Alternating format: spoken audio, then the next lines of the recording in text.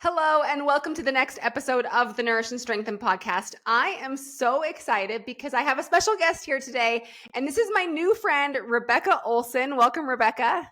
Thank you so much. I love being your new friend. Yeah, I'm so You're the excited to best. have you here. We're going to talk about something that I am super excited to chat about, mainly, especially for selfish reasons.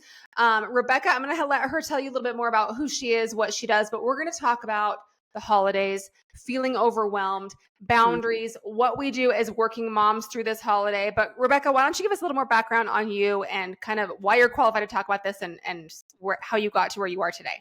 Yeah, I love it. So thank you again, Lindsay, for having me. So I am a executive life coach. Whoa, my camera just like moved a bunch. That was me hitting my thing. So You're okay, hold on. We start again. okay. So, I am an executive life coach for ambitious working moms. And so I help working moms really in two ways. I help them create a life that feels sustainably balanced. So I literally teach a 3-step process to work-life balance. And then I also help women that are feeling that like craze of who am I and what do I want now that I'm a mom? Like our goals shift, our identity shifts after motherhood. And so we talk all about like what does the next phase of life look like for you now that you are a woman and then a worker and then a mom with kids, right? What does that Love really look that. like? And so I've been doing this for about a decade because my Oh, story really awesome. starts when I had my daughter 11 years ago. She's 11. And so Okay. I like to say that my motherhood identity crisis moment really happened when I was pregnant with her. And I didn't know what to do in life. I felt so confused, so lost. I knew that my work was important to me. I knew that I was never going to be a stay-at-home mom, didn't even desire that one bit.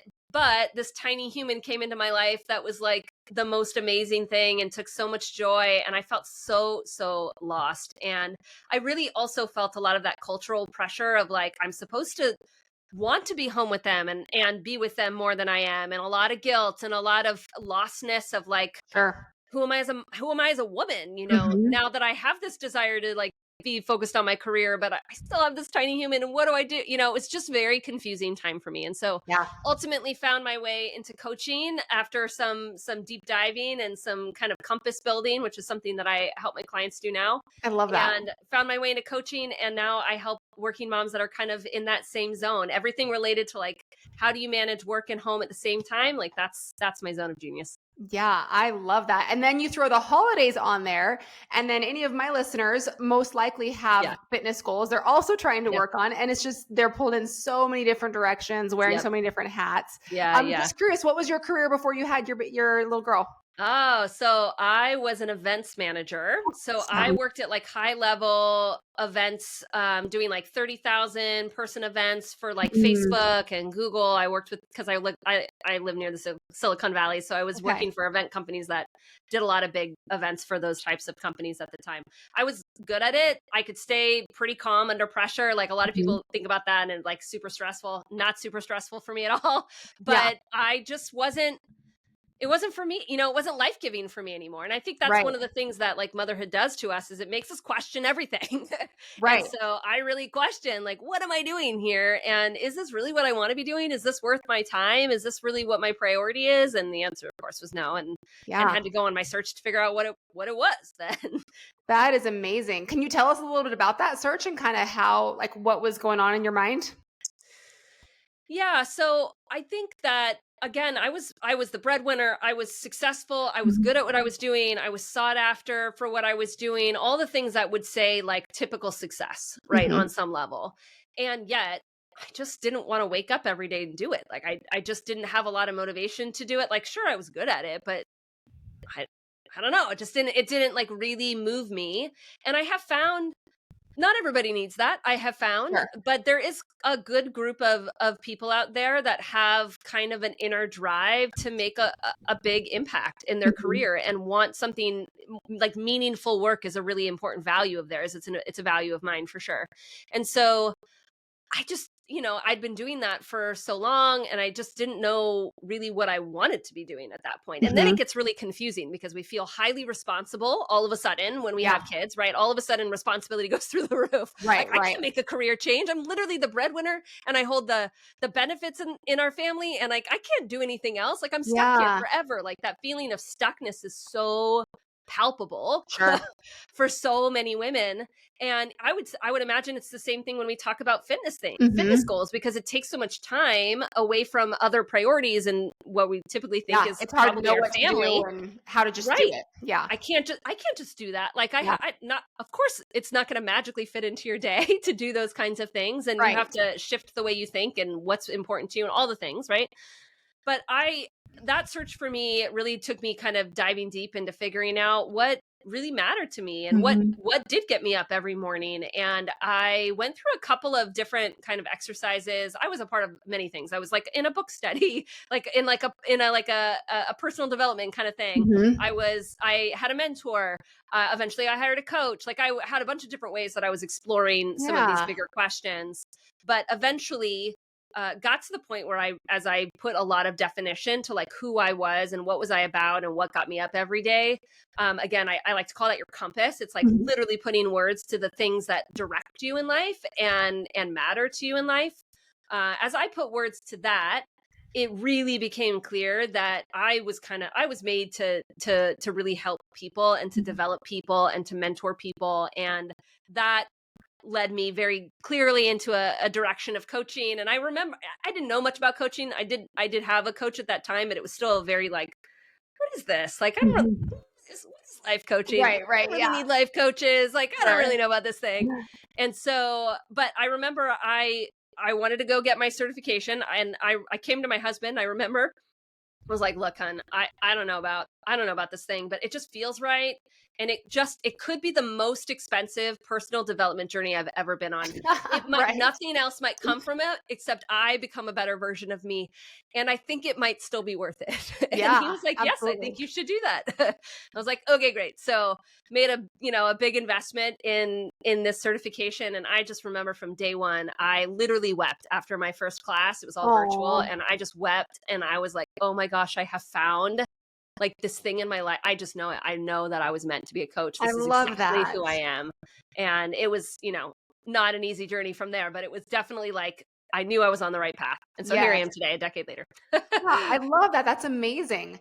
So, working with moms, because you kind of went through that same struggle trying to Absolutely. figure out, how to have those boundaries, how to, deal with just kind of that life, because working mom is tough. I remember the times when I had babies and they were sitting on my lap and I was trying to work on my computer and they're like pounding on Yeah. the keys. This was like, my kids are old now. This is 20 years ago, but it's I didn't have boundaries at the time. So we're going to Hmm. talk about that Yeah, we with are. the holidays layered on top of it. So Yes. why do you feel like the holidays make everything harder? Why does it make everything more overwhelming, especially, for all moms, but especially for working moms? I think it's the level, it's like an expectation that we place on ourselves, but I Mhm. also think that is somewhat embedded culturally, right? Like, I Mhm. was just talking to a mom before we hopped on this call. She's a part of my group coaching program, and she was saying that she was staying up till midnight every night, making the Christmas cards, doing the Christmas Mhm. shopping, planning the holiday party for one of her kids in her classroom because she's like the classroom parent, buying the teacher gifts, coordinating the teacher gifts. Like, she Oh was my doing all of gosh. these things, right? And that was outside, that was after her kids went to sleep. And Yeah. that, as I hear her rattle all those things off, I'm seeing everybody else in the group go, yep, that's what I do too, right? Wow. As women, we tend to assume a lot of these other responsibilities and tasks that come with the Mhm. holidays. And the holidays just bring about a bunch of other tasks that aren't a part of our normal daily life. Even if you're not, if you don't celebrate Christmas, for example, and so there's not a Mhm. ton of gifts or anything like that, there's usually still holiday gatherings, Sure. and there's still family that to tend Mhm. to and to care for in a different way. There is, most people have kids here that listen to this podcast, so you have kid related activities, Yep. vacations to plan, you have breaks, maybe there's childcare to figure out. There's all these additional tasks that come with the holidays that tend to fall to the women because we, generally speaking, are the household managers. Now, I don't think we're the household managers because we're the best at it. That is what we like to say on some level. Like, I do this better than my husband does or my partner does on some level.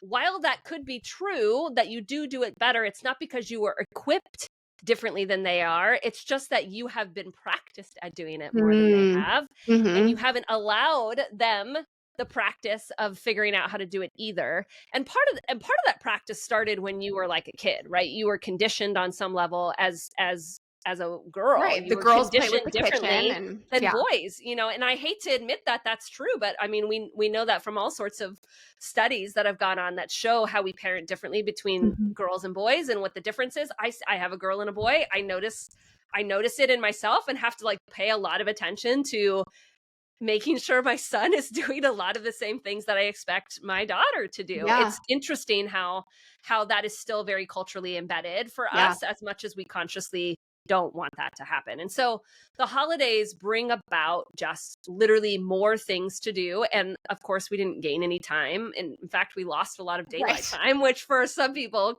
is a whole thing, right? Yes, So that's why the stress is higher and boundaries can be harder and exhaustion tends to kind of set in around the holidays. Yeah, no, that makes sense for sure. How would you say we could get clear on like what we want our holiday season to look like? Like maybe you're like, okay, that's how I used to be, but I want this year to be different. Like where do we even start? Yeah. So I think it's really important that we spend some time evaluating that before the holidays come up. And right now we're between Thanksgiving and Christmas, right? So we've even had probably maybe a Thanksgiving experience that you may or may not have wanted. It's a good time to reflect and it's a good time to reflect on what went well, what didn't go well, and what you want to do differently as the Christmas, New Year's holidays approaches, right? And it does really start there. It starts with clarity. Almost every process that I can think of in terms of like getting clear on expectations, setting priorities, learning how to follow through with priorities, like work-life balance, all these things start with clarity. You can't not know what your goal is, right? You wouldn't start your fitness journey and not set a goal for what you want to achieve at the end of it, right? Because your brain won't have any sense of where the end destination is, right? Your brain won't know what it's supposed to be prioritizing at any given time. It doesn't know if it should stop now because we've arrived or if it should keep going, right? It doesn't know because you haven't told it. So it always starts with clarity, stopping for a moment and saying, literally, what do I want to prioritize this season? And I want to say real important is to be as specific as possible. I just ran through this exercise with another group of moms recently, and they would say things like, being present with my kids. And I'd be like, cool. So what does that specifically mean to you? Like, give me examples of what that means. Oh, well, I sort of envision doing like some craft projects with the kids. Great. You want to do craft projects with the kids is much clearer to your brain around what your priority is versus just presence, right? It doesn't know what presence means. Who knows? Right. So the clarity, getting crystal clear on what those priorities are. If you have a hard time naming that, then oftentimes we're really good at naming what we don't want. We're good. We're very attuned as women to what we don't want, more so than we're often attuned to what we do want. We can go into a whole subject about women and desire and being out of touch with our desire and want and all the things. But so maybe for you want to name what you don't want to have happen this season. I don't want to feel exhausted. I don't want to crawl into bed and like have a million tasks that are weighing on me. I also don't want to work until midnight doing the kids' Christmas party or whatever it is, right? Maybe you know what you don't want, and then you get to think about the reverse of some of those things to name what it is you actually want as the priorities. But we have to start there, and eventually we're going to have to come to a point where we say, is that possible within a time frame? Because oftentimes we want a lot of things, and the reality is to have a truly like ambitious and balanced life, or an ambitious and balanced holidays for that matter, it will require editing. It will Right. No one require wants to go straight focus. from the holiday treats to the game to the movie and then you're exhausted. And that's what you didn't want, was to be exhausted. Exactly, Right. exactly. So you're going to have to make some choices between likely two good things that you would like to do both, but you can't. You're Mhm. going to have to Mhm. choose, right? But I would rather you choose what you want and let go of the other one than to either the other one lets go automatically because you were never going to get to it in the first place, Mm. or you feel exhausted at the end of it so you didn't enjoy any of it, right? We don't want that. We want you to go all in to the few things that really matter and choose to edit out the other ones with conscious proactive decision making I ultimately. love that. So let's say you've got a list of things you don't want, right? You mentioned that's easier for us to pinpoint, and I totally agree with you there. And then the next step would be choosing the opposite. So you don't want to finish your day exhausted. Okay, well, like what's the opposite of that? Like then what? Then what do you do? How do you kind of work that into like your routines or like Yeah. what you do? Yeah. So then now that you know what you want, there's a level of like clarity about that. There's also a little bit of a level of commitment to that, right? Because once you Mhm. actually name it, you put it on paper, and I should say you should be writing this down on some level. Yeah. Once you put it on paper, your brain sees a different commitment to that on some Mm. level. The next question that surfaces is, what do you really need to believe in order to prioritize these things? Mm. Right. And we could go into a whole lot of detail around how connected our sort of thoughts, mindset, emotions, and Mhm. actions are, and our habits are, right? We know from all sorts of behavioral science that these Yeah. things are intermingled together, right? Right. There's an intersection between all of them.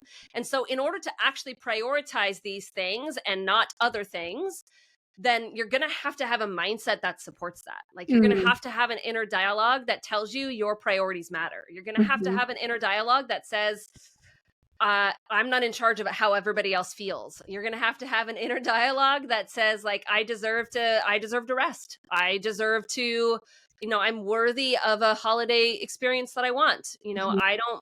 It's not my job to make magical memories for everyone. Whatever the mindset is for you, as you look at those priorities and you really think, like, what do I have to believe? What has to go through my head in order Mhm. to do these things? We sort of have to parse that out first. And I call that, this kind of falls within like an umbrella of like what I like to call your inner cheerleader. Okay. Oh, you I can like that. you have your external priorities, but if your Mhm. internal voice doesn't actually support those external priorities, then there's going to be a conflict, there's going to be Mhm. incongruency, and you're never going to be able to follow through with it. Right? So you Mm. have to have an inner voice or an inner cheerleading voice that really does say, like, you can do these things matter. It is supporting you in your decisions all of the way, instead of sort of berating you and tearing you down all of the time, right? So Yeah. you have to build that inner cheerleading voice. So that's always step 2 I to the love that. process. Clarity is first, Okay. inner cheerleader, or I kind of put that under the umbrella of confidence because that's really what it is. It's belief Yeah. in self. It's an inner cheerleading voice within you. That's always step 2. Awesome. I love that. How do you feel like social media plays into this? Like, all the young moms that see all the other people's elf on the shelf or all I the things know. that they Oh my should be gosh. doing that they feel like they're not doing good enough. Like, talk about that for a minute. I have to literally put blinders to Elf on the Shelf because we do not do it in our Yeah, yeah. family. And I'm like, as cute, I've actually come to finally this year, I can see some of those things and not feel like any tinge of guilt about it. But Well, okay, for a so you're a while, I perfect had to. person to talk on this. What's that? You're a perfect person to talk on this I then. know. So Yeah. this year, though, I'm seeing all these things about like all the creativity, and actually feel like I'm missing out on some of the creative aspects of what Elf on the Shelf Sure. could be. One of my coaches who works for me, it does the cutest stuff. And just a quick tangent. Yeah. Maybe it's an idea for some of the moms out there. She said that she has a group of friends that they get together every November, and they actually, like, each person plans a day or two and they bring all the supplies for it and they go home with their little kit for something to do every single night. I'm like, that's The Elf on the genius. Shelf Yeah. kit. What Yes. a great idea. I know. Isn't that fun? And so you just think of a couple creative things and you walk away with your whole month planned. Oh my I thought that was gosh. genius. Anyway. That is absolutely genius. I Yeah. love that idea. Yes, I am not an we are not an Elf on the Shelf family. We do Yeah. plenty of other traditions. It's not that one.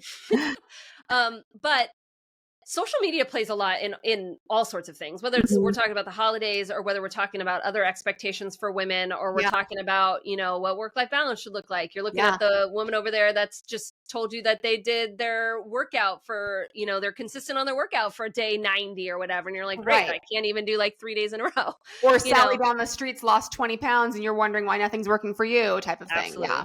absolutely. Absolutely. We find that all across social media. It really is another one of the reasons why I do what I do as an executive life coach for women, because we have this cultural narrative around what we should be doing as women or what's possible for us, and then particularly as we become moms, like what our level of value is to our company, where our loyalty lies. There's so many narratives that are sort of still embedded in our culture that we have to sort of fight against, unfortunately, as women. And I hate that we live under that.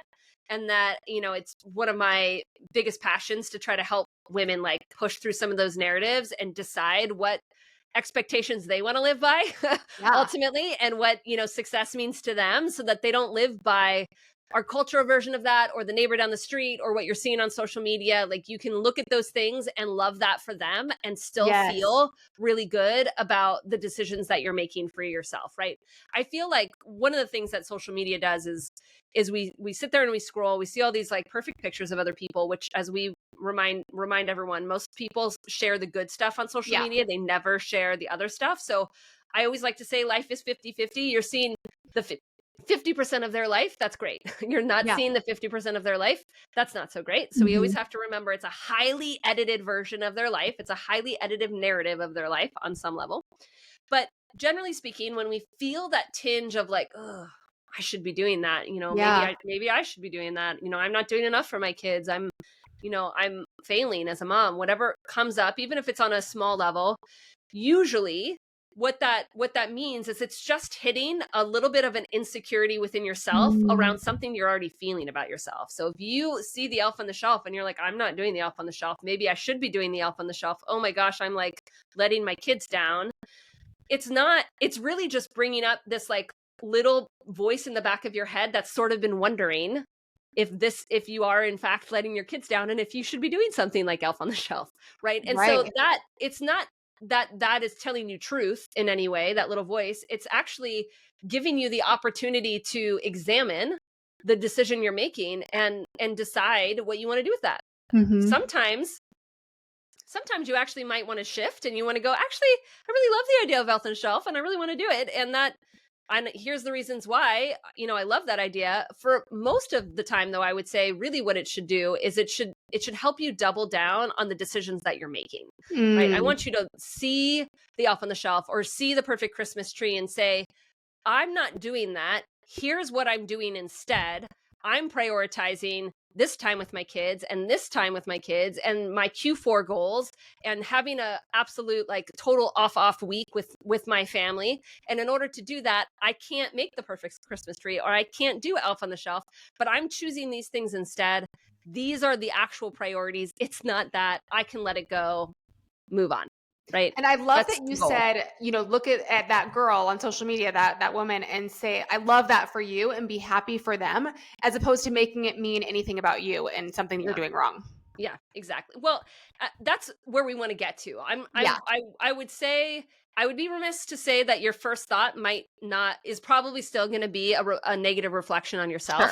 Sure. It takes some time to unwind that. It's a lot of what I do with my clients in coaching, is unwinding something that and helping them come up with a narrative that is really supportive to them. So your first thought might be, oh, maybe I should be doing that. But your second thought can be, you know what though? Here's what I'm prioritizing instead. I love that that's what they've chosen for themselves. Yeah, that can be your second thought. That's great. We can't always help our first thoughts. We can always choose our second thoughts. Right? Oh, I love that. Where our power is. That's a great thought. I've never thought that before. That's awesome. I give my clients a journal with that on it. It's like a quote that I love to remind my clients of all of the time. That's because awesome. we live in narratives and cultural norms and expectations all of the time that we don't even realize, right? And so our brain defaults to wanting to live under those expectations and those cultural norms. Unless you do the work to actually change that, that's where your brain's going to default. No problem. You just get to decide how you respond to that, or if you decide you want to even believe those cultural norms and expectations and thoughts to begin with, right? And so that's really where the power is. That's amazing. I love that. So what patterns are you seeing like moms falling into in the holiday season? Like, some that come to mind are like overcommitting, kind of how you mentioned like the woman you were talking Yeah. to was doing all the gifts and the school mom, and like my first thought when you were explaining her was, wow, she's amazing. She's like a super mom. But then you hear the backstory of how she's exhausted and she can't Yeah. keep up with it all, and you're like, oh, Yeah. yeah, kind of like what we were just saying, comparison. It's like you don't see the whole Yeah, you don't know story. how she feels about all those things. It Yeah, looks like she's killing it on the outside, but if on sure. the inside she feels terrible and she Hmm. is exhausted or berating herself and she's sacrificing her health or, other priorities, maybe not so much, right? But Right, but right. that's what we don't get to see. That's the edited part of the whole Yeah. social media equation. So I mean, typically I see a lot of overcommitment on the good Mhm. side if I talked about some of the positive things I can see of women that are being really intentional, they really are choosing to delegate and share the load. A couple of years Mhm. ago, I sat down with my husband. I tend to be the gift buyer of the Mhm. two of us, Yeah. partially because I really like to do it. It's a time that I feel really like lavish, and I'm like, I'm just gonna buy a bunch of things, and I Yeah, love yeah. and I love that energy. Also, I'm just more in tune with Yeah. our kids and the people that we buy for and things Yes, like that. for But sure. a couple years ago, it was too much based on all the things that were going Mhm. on in life, and I said, I need you to take a kid, whatever you want to buy him. Here's some ideas. We had Wow, like a how did shared that note go? go. We had like a shared note between us, so I had like downloaded some ideas and Okay, things okay. that were in my mind. But I was like, we kind of agreed sort of the kinds of things we were going for, and then that's it. Away he went, and he chose a kid, and I chose the other kid, Yeah, and that really, and I that's hard. It's hard for us as women to let go of control. that's Again, what I was thinking he's too. he's not practiced at that. Mhm. So he was never going to do it the way I was going to do it, and he wasn't going to do it the time frame I was going to do it, and he certainly Mhm. wasn't going to buy all the things that I was going to buy. So I had to sort of internally, I had to get over a lot of the discomfort of what it's going to look like when he's in charge of that, right? But it also gave him an opportunity to step up. It gave him an opportunity. I remember some of the narrative that first year where he was like, yeah, I'm feeling like, he would talk about his stress of like having to buy the right gift and really think about it. And I was like, yeah, I feel that tenfold on the 10 Yes. people that I buy for. Yes, that is true, right? Like he actually got to practice some of those feelings that I feel on a regular basis. It gave him Yeah. insight into that, which brought around a lot of good conversation and things like Mhm. that. It helped us figure out how to delegate other things outside of the holiday season as we had some of those conversations. So on a women that are starting to get really intentional, they start to let go of some of their kind of micromanagement control issues that we Mhm. all have as women. But again, that has been somewhat conditioned into us on Right. that level. And so figuring out what you really care to control and what you really care to not control, again, is part of the clarity process. It's another way to frame it, perhaps, is like, Mhm. what at the end of the day am I going to be really upset about if it doesn't go exactly the way I want? And what Right. things do I just not care about? And I'm just going to let it go, right? Those are things that should not be a part of your clear priorities, right? I love that. So I have one more question here that I think can kind of steer us into the new year as well. Yeah. And so let's say, we're a working mom, we're a mom, we're a woman, whatever it is, we're coming into December, but really maybe some tips too going into the new year. If you are just feeling completely exhausted, like Mhm. December just rolled over you like a truck, you're here at the new year and everybody's like, oh, new year, new you, like all this like renewed energy, but you're just like, I am exhausted. How, like, do you have any tips and tricks on like how to, kind of feel more grounded, feel more Mhm. peace through the Yep. holidays and then also into the new year? If you are not prioritizing, if like in your priority list is not rest, Mhm. fun, sleep, uh indulgent types of things of some kind, if there's at least not some flavor of that in your priorities, then you're going to be exhausted at the end of your Mhm. at the end of your time. There has to be some level of playfulness and fun and rest and like non-productive types of tasks, if you will, Mhm. that have to be a part of your list so that you don't get to the end of the holidays and experience that, right? So I would say right off the bat, I want to challenge you to start thinking about the fun, playful, indulgent things that you can do that literally fill your soul, right? That's the way I like to describe me time. Me time is a really important part of sustainable work-life balance. There literally has to be time in your calendar you've set aside to refill your bucket, right? That's what I think about as me time, is like you walk away and your soul feels differently. That's what Yeah, me time should do, I right? love that. And so I have arguments sometimes with my clients around, like, is a workout that? For some people it is, Yeah, but I would actually say it's a really small portion of people. I would I say for agree. most women, it's a checkbox that fills a different priority, a health priority that's Mhm. really, really important, but it Yes. doesn't walk away and fill your soul. So Yeah. in which case you got to have two different things, right? I mean, So it's kind of like, clients will come to us and say, "Oh, I need to have my runs because my runs are a stress relief." And I'm like, mentally, maybe, but really they're a stress on your body and there's no way around that. It's kind of similar. It's not the same. And one way that we teach our clients too to lower stress levels is to do something for fun that they enjoy for 15 minutes yes. every single day or Yeah. most days of the week. And so I love that you brought that up as well for like preventing exhaustion. That's awesome. Yeah, yeah. I was just talking with another coach recently and we were having a conversation, and she does, what did she call it? I think she called it the playfulness challenge. No, it was something else. It was something really cute and Oh, clever, that's but cute. it was cute, but it was the idea of like, do something for 15 minutes sometime this week that is just playful and just you. Like, you can't even do it with your kids. Oh, okay. Go run through the snow. Go build a Yeah. snowman if you're in the snow, right?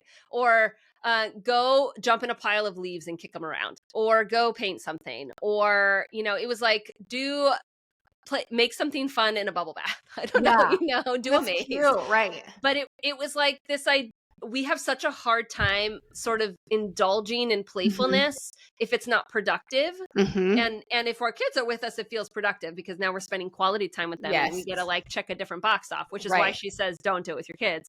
But it's really challenging for us to do that. And yet, when we allow ourselves to have that level of fun and that level of playfulness, we literally move into a different part of our brain that we like Mhm. tap into a different chemical in our brain that releases through our body, that makes us feel good, that refills that bucket, that produces I mean, there's so much like literal scientific things that happen within us when we allow Yeah. ourselves to like tap into that type of fun and like belly laugh and those types of things.